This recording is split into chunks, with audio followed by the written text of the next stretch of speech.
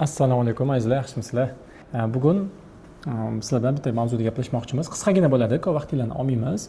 Mavzuyimiz to'g'ri maktab tanlash va xususiy maktab tanlash haqida gapiramiz. Tabiiyki, chunki biz shu sohadamiz.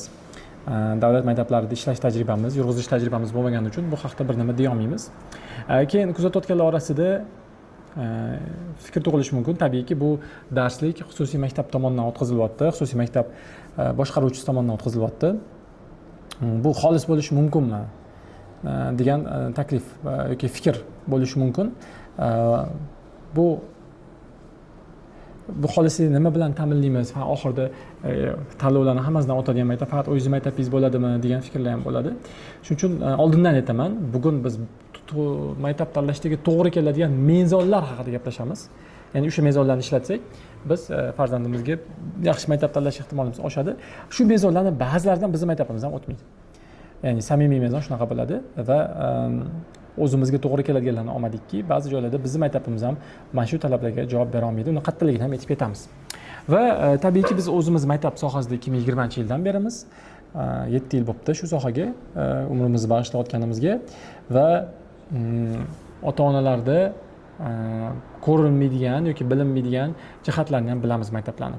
Nafaqat yurg'izganimiz uchun, balki shu sohada o'nlab hamkasblarimiz bilan gaplashib, ko'rishib, tajriba almashganimiz uchun. Bu suhbatda bu darslikni boshlanishiga 3 ta sabab birdaniga bir vaqt o'zida bo'lib qoldi. Men o'zim Istanbulda bo'lib qoldim bir oycha va u yerda 10 tadan oshuv maktabga aylanib chiqdim mijoz sifatida. Birortasi haqida ma'lumotga ega emasman va tanlashim kerak. Ya'ni mijoz sifatida qaysi birini tanlagan bo'lardim degan savol o'zim ichimda aylandi.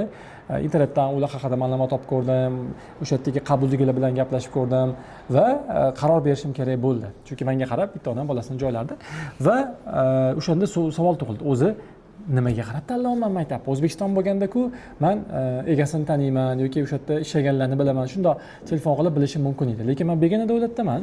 Xuddi o'sha maktab sohasida ishlaganim befoydadek ko'rindi. Lekin faqatgina bilimlar bor. O'shanga qarab turib, oxiri 2-3 ta maktabni tanladim. Mana shunda bu bilimlar hosil bo'ldi. Keyin ikkinchi sabab sifatida bo'lsa, biz shu marketologimiz bilan, Murozzal bilan bo'lgan suhbatimiz bo'ldi. U yerda gaplashib o'tirganimizda bir fikr tug'ildiki, biz maktabimizni qanaqa targ'ib qilamiz? Shunda biz gaplashdikki, biz targ'ib qilishimiz shart emas. Biz bilamiz-ku yaxshi maktabligimizni. To'g'ri, biz ota-onalar bittada ko'rmaydigan narsalarga pul tikmayapmiz. Misol uchun, basseynni oddiy odam ham tushunadi zo'r narsaligini. U zo'r ekan, basseyni bor ekan deydi, lekin biz unga pul tikmayapmiz. Vaholanki uni olib qurib, pul tikib bir podvolimizda qilib qo'yishimiz mumkin bir burchakda. Lekin qilmayapmiz. Mana shunga o'xshagan bittada ko'rinishi mumkin bo'lgan joylarga pul tikmayapmiz. Ta'limni tushunadigan ota-ona shundan qarab, ha, bu yaxshi maktab ekan deydi. Misol uchun, bolani bo'lib o'qitish, ya'ni matematika fanlarida ham hattoki yoki til fanlarida IELTS balandroq ustozdan emas, balki o'qitish tajribasi yoki o'qitish sertifikatlari, CELTAga o'xshagan tajribasi bor ustozlarni olishga o'xshagan bizdagi ta'limni tushunadigan va mezonlari to'g'ri bo'ladigan ota-onalar biladigan narsalar bor, shularni tanitsak-chi degan fikr tug'ildi. Ya'ni biz shunchaki ota-onaga maktab tanlashni o'rgatsak, nimalarga e'tibor berishi xolis o'rgatib qo'ysak va shu mezonlarni ota-ona qurollansa va boshqa tanishlarga ham aytib bersa, "Voy, maktabga borganda mamalarga qaragan" deb aytsa, shu yaxshi maktab tanlash va bizning maktabda ham demak o'ylab ko'rish fikri tug'iladimi degan qaror keldi. Ya'ni bu ta'lim berish mijozlarimizga bu jihatdan. Mana shu ikkinchi hodisa sabab bo'lib qoldi. Va uchinchisi sabab bo'lgan narsa bu biz maktab o'tgan Toshkentda yangi filial ochdik va tabiiyki qurilishimiz ozgina kechikdi ulgurmaganimiz uchun va yangi tumanda yangi maktab bo'lganimiz uchun bir necha ota-onalar biz yonimizdagi boshqa bir maktabga berib yuborishdi. Narximiz bir xil edi, lekin sharoit jihatdan ancha darajasi baland edi va o'shalarni ko'pi 1 yil o'tib qaytib kelishdi.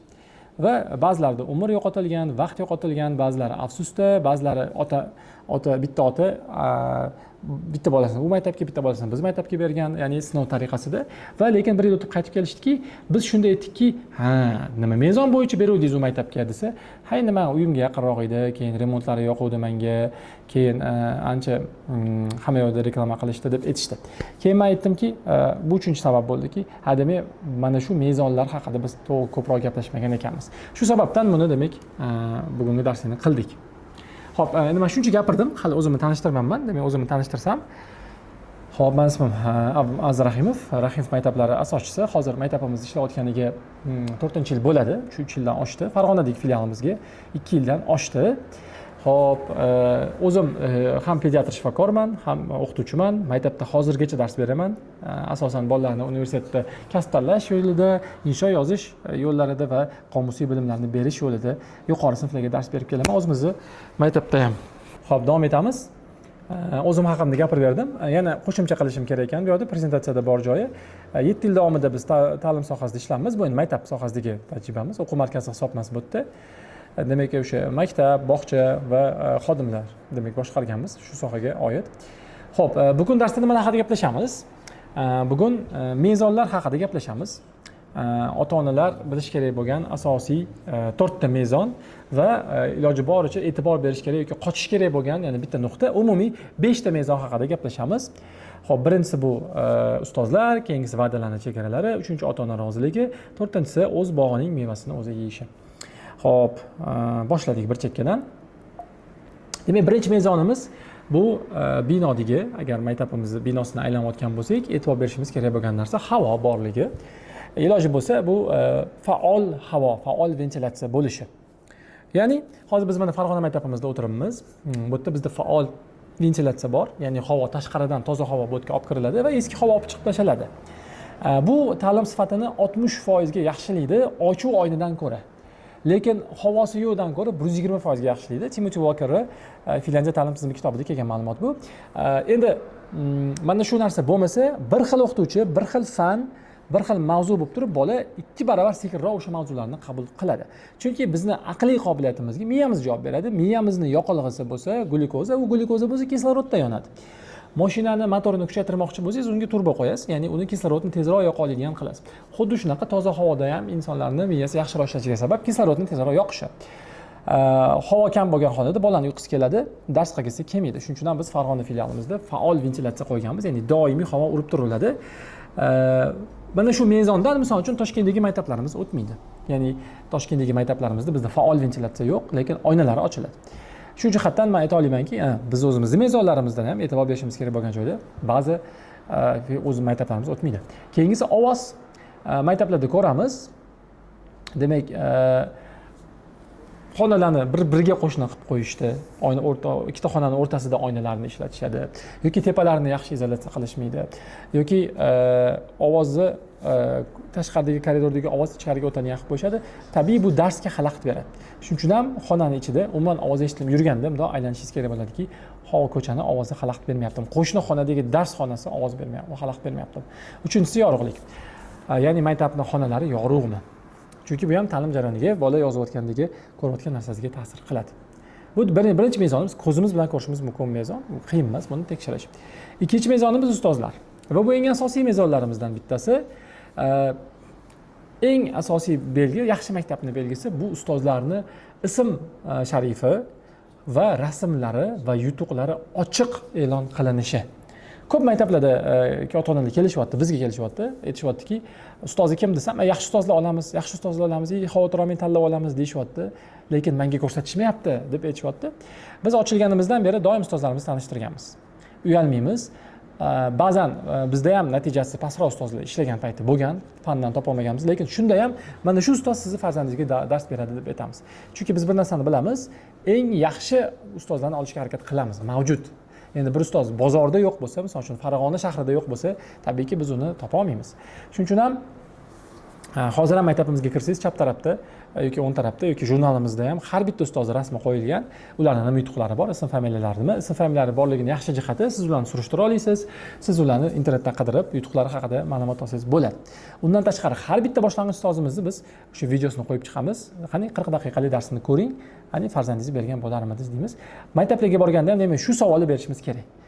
Balki topko'r, tarix ustozing kim, biologiya ustozing kim, fizika ustozing kim, kimyo ustozing kim, qayerdan olgansan, qayerda o'qigan, nima yutuqlari bor, talaba emasmi, endi dars berayotgan tajribasiz emasmi, faqatgina nima deydi, eskicha tizimda bolalarni urishish orqali o'qitadigan bo'lib qolib ketmaganmi degan savollarni berishimiz kerak. Va yildan yilga o'qituvchilar hadeb almashmayaptimi, yo'qmi?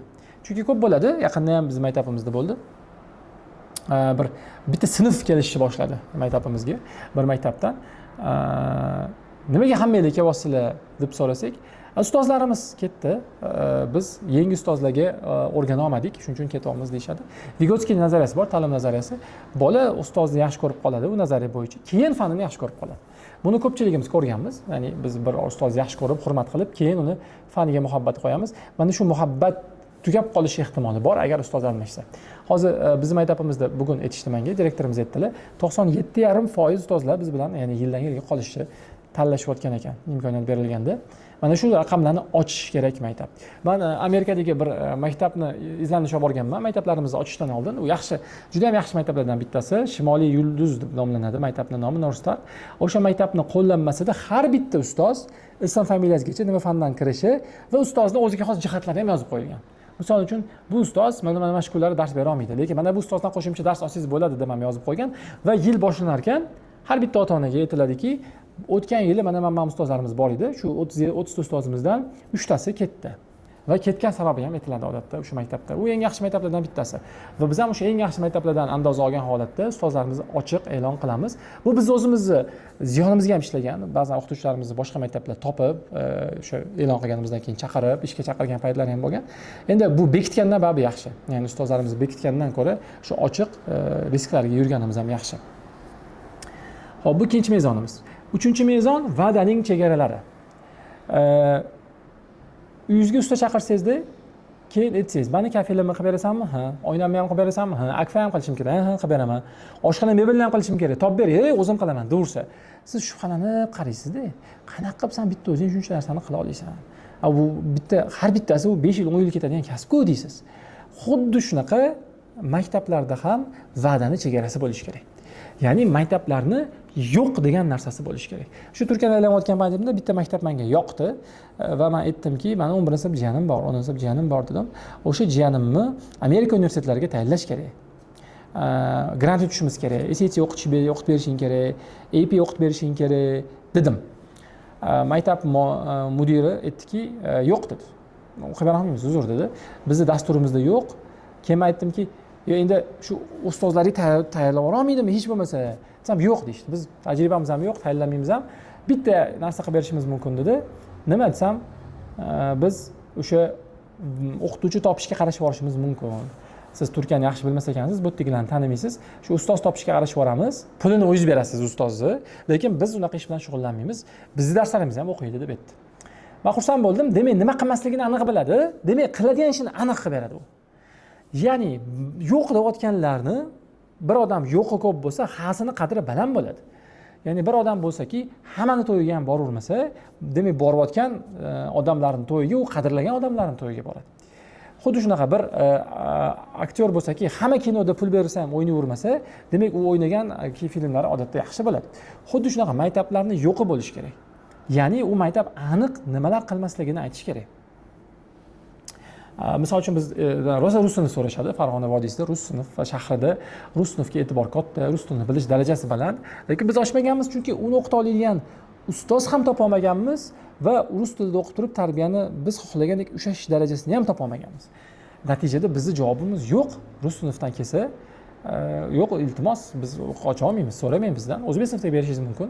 O'rgatamiz, adaptatsiya qilamiz, lekin ochmaymiz deymiz. Ingliz sinf ham ochmoqchi bo'ldik, ochmadik. Yo'qimiz bu. Yoki bizdan so'rashadi, A-levelga tayyorlab berasizmi? Yo'q deymiz. Yoki aytishadiki, mana bu yaqinda mendan so'rashdi.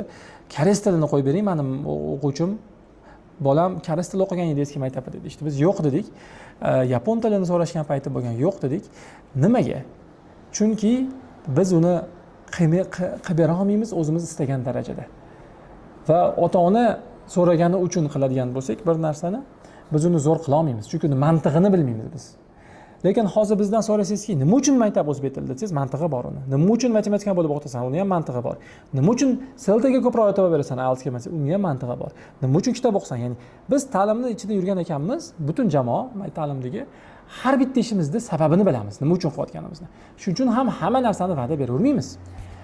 Yaxshi maktablar demakda nimadirlarni qilmasligi kerak. Ayniqsa bir-biriga teskari va'dalar bo'lmasligi kerak. Yaqinda bir maktabni va'dasini ko'rib qoldim. Farzandingizni rus sinfida o'qitamiz va rus tilini o'rgatib beramiz degan va'dani beryapti. Bir vaqtning o'zida o'zbekona tarbiya beramiz deyapti. Bu bir-biriga zid maslahatlar. Ya'ni maslahat emas, va'dalar. Buni bir-birini baravar qilib bo'lmaydi. Biz endi 7 yil davomida rus sinfini ham ochib ko'rganmiz. Rus sinfdan kelgan o'quvchilarimiz ham bor. Tarbiya berasiz rus sinfdagi bolalarga. Muammo yo'q, yaxshi tarbiyalab berish mumkin, lekin o'zbekona tarbiya berib bo'lmaydi. Chunki tarbiyaning bir qismi u madaniyat, madaniyatning bir qismi esa til. Shuning uchun maktablar hammani qabul qilaman deb o'ylab, bir vaqtni o'zida hammaga va'da berib olishi mumkin ehtimoli bor. Shuning uchun ham mana shu narsaga diqqat qilib turishimiz kerak bo'ladi. Ya'ni maktab 4 ta 5 ta to'garak so'raydi ota-ona qo'yib beradi, lekin yana boshqa ota-onaga uy vazifasini shu yerda qilib ketadi deb va'da berib qo'ygan bo'ladi. Lekin bundoq ko'tarsak, u va'dalar bir-biriga zid bo'lib chiqadi. Ya'ni agar to'garaklarni qo'ysa, bolaning uy vazifasiga vaqt qolmaydi. Uy vazifani qo'ysa, to'garakga vaqt qolmaydi. Ikkalovini qo'yaman desa, yuqoridagi dars soatlarini kamaytirish kerak. Yuqoridagi dars soatlarini kamaytirsa, u fanlarni o'qitib beraman degan va'dasi zid bo'lib qoladi. Shuning uchun ham uni ham qilib beramiz. Buni ham bo'ldi, muammo yo'q desa, demak, bu maktablarda demak masala bor. Shuning uchun bunda ochiq so'rashimiz mumkin. Nimalarni qilib bera olmaysiz? Biz aytamiz, rus tilini o'rgatib bera olmaymiz. Uzr. Yoki biz aytamiz, o'zbek, arab, ingliz tillaridan boshqa tillarni o'rgatib bera olmaymiz. Uzr. Biz aytamiz, bolangizni asosan grant Amerika universitetlariga kirgizamiz. Davlat universitetlariga grantga kirgizish juda past ehtimol bizda. Biz asosan xalqaro universitetlarga va aniq fanlar yo'nalishidagi universitetlarga tayyorlaymiz. Davlat universitetlariga kirishi mumkin, eskidan tayyorlanib yurgan bo'lsa. Ya'ni lekin odatda biz buni ommatan va'da bermaymiz. Biz undan tashqari aytamizki, kitob o'qish odatlarini shakllantirib beramiz, lekin boshqa hayotiy ko'nikmalar, misol uchun rozetka to'g'irlash, ovqat pishirishga o'xshagan odatlarni qilib bera olmaymiz deb aytamiz. Mana shunaqa maktablar, ya'ni mana buni qilaman, buni qilmayman degan maktablar qilaman degan narsasini qilish ehtimoli juda ham baland bo'ladi. 4-mezon ota-onalar roziligi. Mana shu yerda tabiiy buni bilamiz biz, ota-onalar roziligini inobatga olishimiz kerakligini, lekin e'tibor bermagan jihatimiz, ota-onalar albatta bizga o'xshagan ota-ona bo'lishi kerak. Shuni men tushundimda. Ya'ni men shu Turkiyada yurganimda ham bu bir akadan maslahat so'radim. Bir maktabga bordik, menga yoqmadi u maktab. Keyin bir aka bilan gaplashib qoldikda, aka shu maktabga bermoqchiman dedimda, ular maqtadilar. Yo, zo'r maktab dedilar. Keyin men aytdimki, mana joyi bor ekan, ta'limdagi metodikasini yaxshi tushunmayapti, bitiruvchilar natijalarini aytmayapti. Qanaqasiga yaxshi maktab, nimaga qarab berdingiz? O'zi oldin qaysi maktablarga o'qitgansiz deb so'radim. Endi u eng arzoni shu ekan, deman uyimga yaqin dedilar keyin. Buni men aytganimdan keyin aytdilar. Ya'ni men deylik ta'limni tushunadigan odam sifatida o'zimni jiyanimga maktab qarayotgan bo'lsam, u odam shunchaki uyga yaqin arzon maktab qarayotgan bo'lsa, u maqtagan maktab bilan men maqtagan maktab bir xil bo'la olmaydi. Yana hozir bizda ham shunaqa, aksar xususiy maktablarda ham shunaqa bo'lsa kerak. 55%, balki ba'zi sinflarda 45, ba'zilarda 55% mijoz davlat maktabidan kelyapti. Davlat maktabidan bepul ovqat bermaydigan, to'garaklar yo'q bo'lgan maktablardan kelishyapti. Va o'sha 45% dan so'raysiz, maktab yoqdimi desiz, yo'qdi, transporti bor, ovqati bor, bolam to'q kelyapti, uy vazifasini qilib kelyapti deydi. Lekin bir akamiz borlar, hamma maqtayotgan bu yil yangi maktab ochildi shahrimizda 2-3 ta va o'sha akamiz, "Yo'q, bu bolaga bu maktabga bermaydi bolalarni. Bu bersiz bo'ladi, agar davlat maktabidan bo'lsangiz bersiz bo'ladi, lekin men bermayman. Ya'ni o'rtoqlarga ham, sen xususiy maktabda o'qitganmisan oldin, yo'q, bu maktabga berma" deb turibdilar. Nimaga desa, chunki aka 10 ta maktab almashtirgan. Ya'ni Rossiyada yashagan, 10 ta maktablarda o'qitgan, Toshkentdagi maktablar, o'zining ham 4 ta farzandi bor, har xil maktablarda o'qitib ko'rgan, bizni ham maktabimizda o'qitgan va shuning uchun ham maktablarni juda ham yaxshi tushunadi, juda ham ko'p farqiga boradi. Unga kimdir bitta maktabga borib, aka basseynda bor ekan, shu mahal ovqat berar ekan, u arab tilini o'rgatar ekan desa, men qara, hamma maktabda bor narsa. O'qituvchisi qanaqa ekan, imtihonga qanaqa tayyorlar ekan, direktori qanaqa odam deb so'raydi. Chunki unga biror odam tavsiya berish uchun o'ziga o'xshagan juda ko'p maktabda tajriba olgan odam kerak.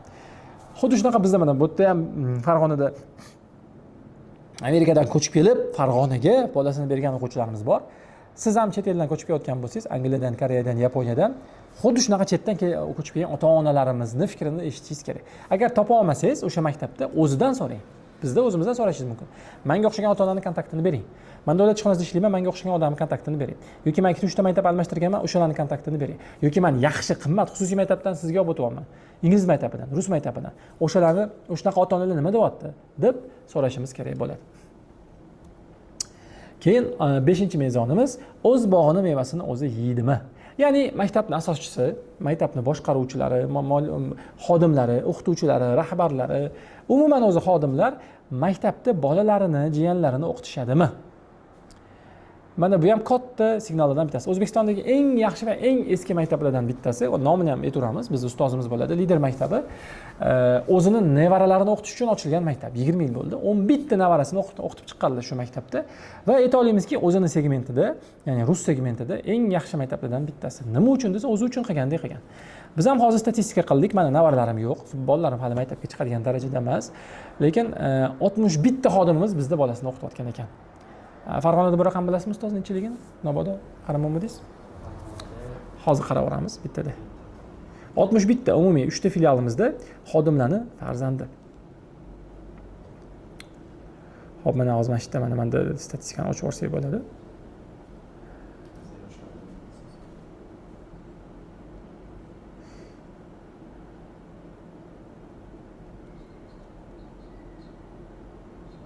Va u bepul emas. Shu narsani hisobga olishimiz kerak. 14 ta ekan Farg'onada. Farg'onada 14 ta xodim farzandi, jiyani o'qiyotgan ekan. Bu aksari buni pul to'lab o'qishadi. Ya'ni o'zlari oylik olib, keyin bolalarni bizda o'qitishadi. Bu 14 ta maktabimizda deyarli 5% degani. 4,5% dan oshiq 5% ga yaqin keladi. Xo'p, mana shu raqam bu yerda ishlayotganlar demak o'zini hamkasblariga ishonar ekan degan ma'noni beradi. O'zi ishlagan joyga o'zini joylashtirish yaxshi deb o'ylashingiz mumkin. Yo'q. Chunki kirsa bitta fandan kirishi mumkin-da, ustoz o'zini farzandiga. Lekin u qachonki hamkasblariga ishonsa, keyin u o'sha maktabga o'zini farzandini olib keladi. Ayniqsa pul to'lab olib kelsa. Chunki bizning maktabimiz pul to'lab o'qitadi, ya'ni xodimlarga ham biz chegirma qilib beramiz, to'g'ri, lekin ular ham baribir pul to'lab o'qishadi. Mana shu narsaga e'tibor berishimiz kerak. Ayniqsa qancha yuqorida bo'lsa, misol uchun direktorlar, asoschilar yoki rahbarlar farzandlari o'qisa shuncha yaxshi. Chunki ular jamoaga ishonadi va ularning odatda puli bo'ladi. Bemalol boshqa maktabda o'qish olish imkoniyatlari bo'ladi. Endi e'tibor berishimiz kerak bo'lgan jihatlar. Ya'ni xavotir olishimiz kerak bo'lgan jihatlar. Birinchisi bu international so'zi bo'lsa, lekin international dastur bo'lmasa bu maktabda. Mana bundan biz xavotir olishimiz kerak. Chunki maktablar o'rtasida xalqaro so'zini qo'shish uchun umumiy qoida shuki, xalqaro dastur bo'lishi kerak.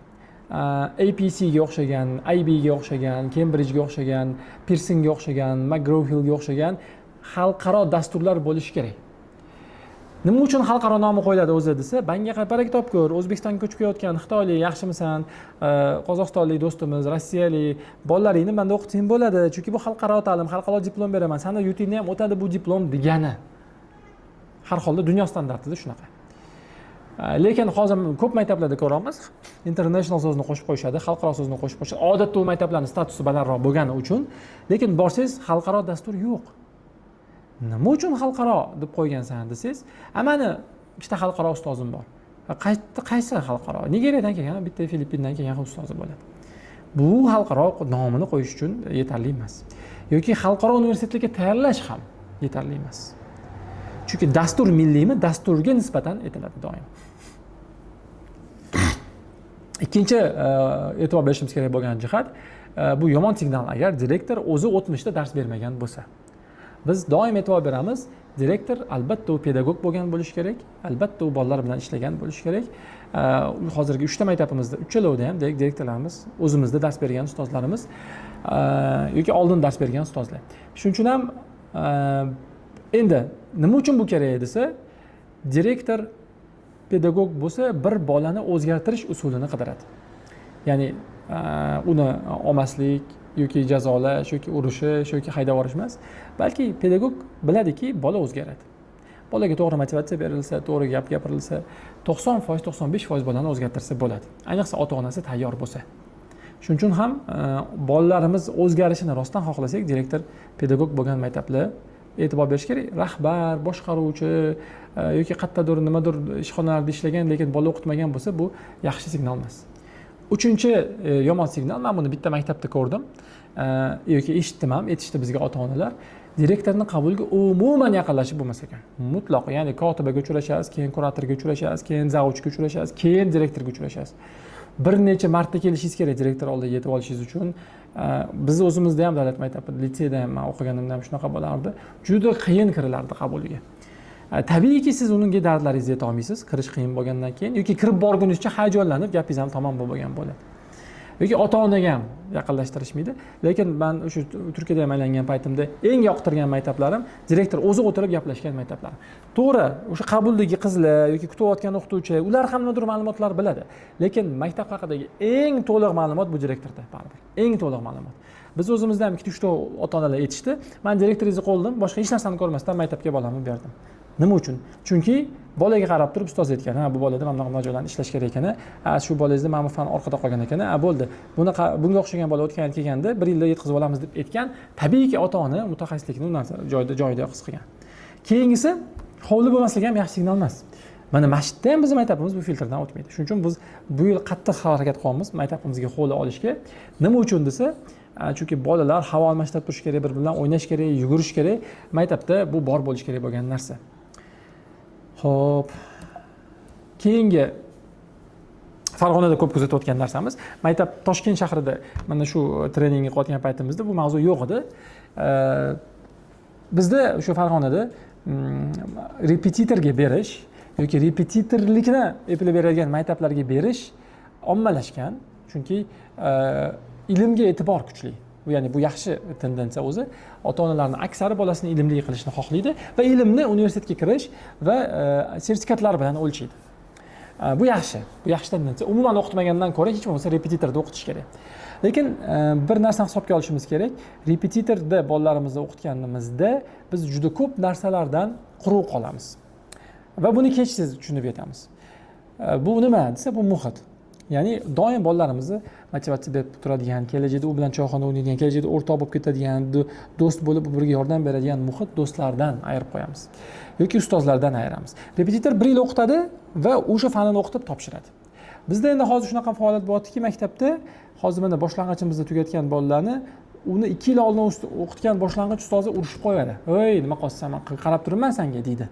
Misol uchun Muhayyo ustozimiz o'quvchilari hozir 6-sinf bo'lishdi. Va ular boshlang'ich ustozni ko'rib turgani uchun ham o'zini uncha-munchaga yomon tutmaydi.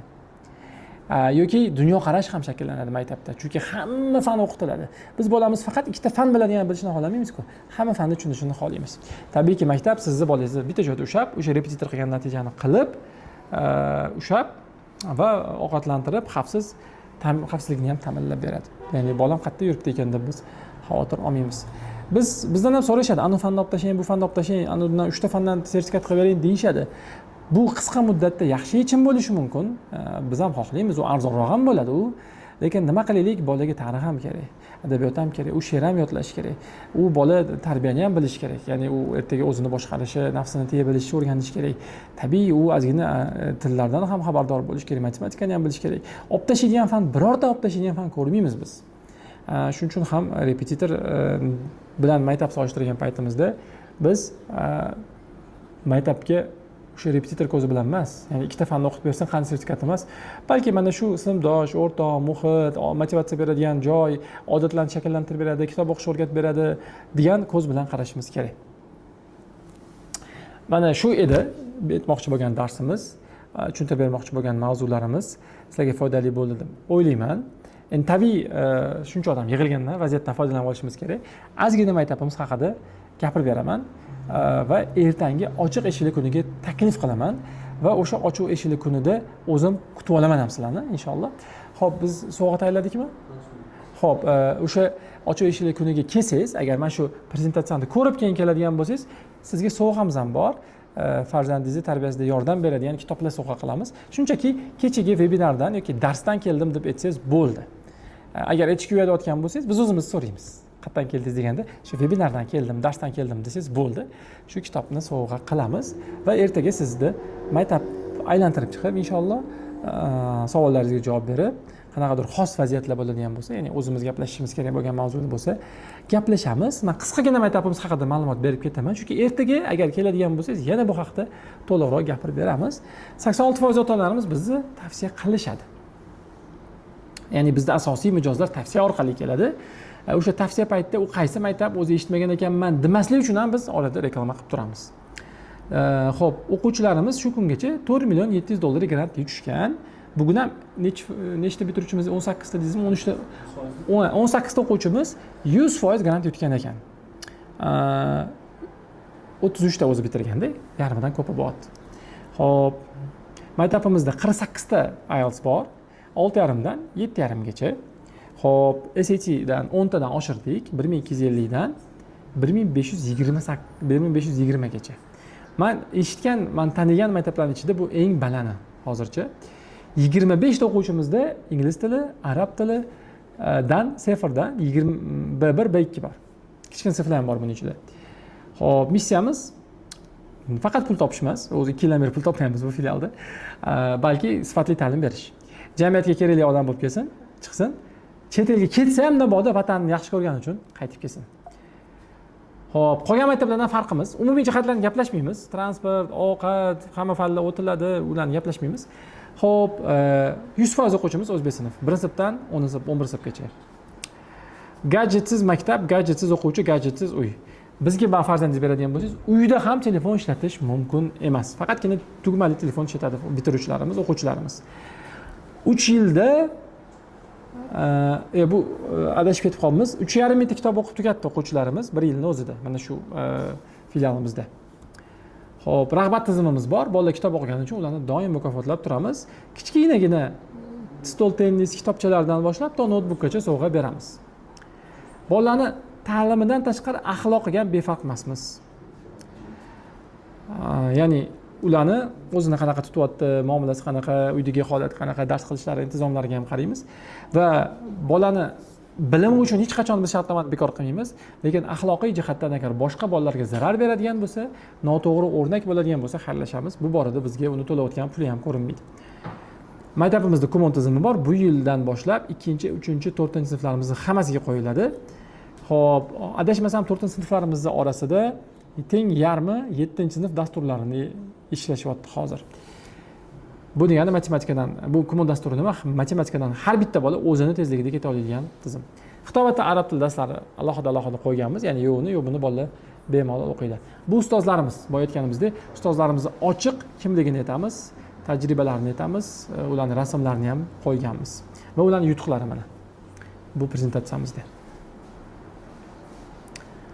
Xo'p, o'qituvchilarni qanaqa tanlaymiz? Oddiy, ya'ni shunchaki ishga keldingiz, bo'ldi, yaxshi o'qituvchi ekansiz deb olib qo'ymaymiz. Ariza qabul qilamiz, saralaymiz, bilim onlayn o'zida bilim saralaymiz. Keyin kelib turgandan keyin yana bir marta test olamiz, keyin ochiq dars o'tkazamiz, keyin suhbat qilamiz, keyin yana sinov muddati ham, ya'ni 5 ta bosqichda o'tkazamiz. Ko'p o'qituvchilar tushib qoladi, lekin majbur shu katta oylik va'da qilib, ko'p odam topshirtirib, shularning orasidan saralab olamiz. 97% o'qituvchilarimiz yildan yilga biz bilan qolishyapti, talashyapti qolishi va qanaqa olib qolamiz? Tabiiy eng baland maosh berishga harakat qilamiz. Erkin muhit, ya'ni ishlarga ko'p ham aralashmaymiz, natija so'raymiz, tartib so'raymiz xolos. Saralaymiz o'quvchilarni, ularning hamkasblarini saralab beramiz va ularning o'quvchilarini ham saralab beramiz. Hozircha Farg'onada 2025-yil natijasiga ko'ra 84% o'quvchilar yildan yilga biz bilan qolishdi. Xo'p, endi hozir biz 2026 statistikasini kutyapmiz. Lokomotiv filialimizda 91% ga chiqdi. Hozir endi bu tikini kutyapmiz, ya'ni Farg'onanikini. Individual yondashuv 4 ta fanimizda bor: matematikada, inglizda, arabda, xitoyda. Bu nima degani? Bitta guruhda 9 tadan bola. 6 ta ham bo'lib qolishi mumkin, ba'zan 5 ta ham bo'lib qoladi. Chunki sinflarimizda 18 ta bola. Xo'p, qo'shimcha ma'lumotlar. Biz har bitta bolamizga matematika o'qitamiz, har bitta bolamiz bitta chet tilini bilishi kerak. Qolgan fanlarni yo'nalishiga qarab o'qitamiz. 100% o'zbek tili, oshxonamiz bor, to'garaklarimiz bor. Hozir ro'yxati chiqadi adashmasam, chiqmadi. Xo'p, nazorat ilovasi bor va bir sayohatlar qilib turamiz. Qabul jarayoni. Har bitta o'quvchini va ota-onani test qilib olamiz. Suhbatsiz iloji yo'q. Shunchaki pulini to'ladim, bo'ldi, oldim emas. Test yoki suhbatdan o'tolmagan bolalarni olmaymiz. Bu yil ham 20-30 tadan oshdi unaqa bolalarimiz. Narxlarimiz kichkina sinflarim 1-sinfdan 11-sinfgacha 4 million 300 ming va tayyorlov sinflarimiz bor. 0-sinfda ham bo'ladi. 3 million 300 ming so'm. Chegirmalarni individual ko'rinishda gaplashamiz, lekin umumiy chegirmalarimiz ham bor. 2 ta va undan ortiq farzandlar uchun 5%, yillik uchun 10%. Xush kelibsiz. Ertaga sizlarni kutamiz. Soat 10:30 da 8 avgust shanba kuni ochiq eshikli kuni. Ro'yxatdan o'tish uchun mana bizda mana pastda admin Farg'onaga yozib qo'ysangiz, men kelmoqchiman desangiz va kelganda ertaga vebinardan keldim desangiz, sizga sovg'amiz bor. Inshaalloh o'zim kutib olaman. Savollarga javob beramiz. Mana shu prezentatsiyani kengroq qilib yana bir marta gaplashamiz va savol-javob ham qilamiz. 10 ta ishtirokchiga sovg'amiz bor ekan. Demak, voqeroq keldimda. Mabodo ko'proq odam kelib qolsa, tugab qolishi mumkin. 10 ta ekan. Rahmat shu yergacha ko'rganingiz uchun. Salomat bo'linglar, vaqtingizga rozi bo'linglar.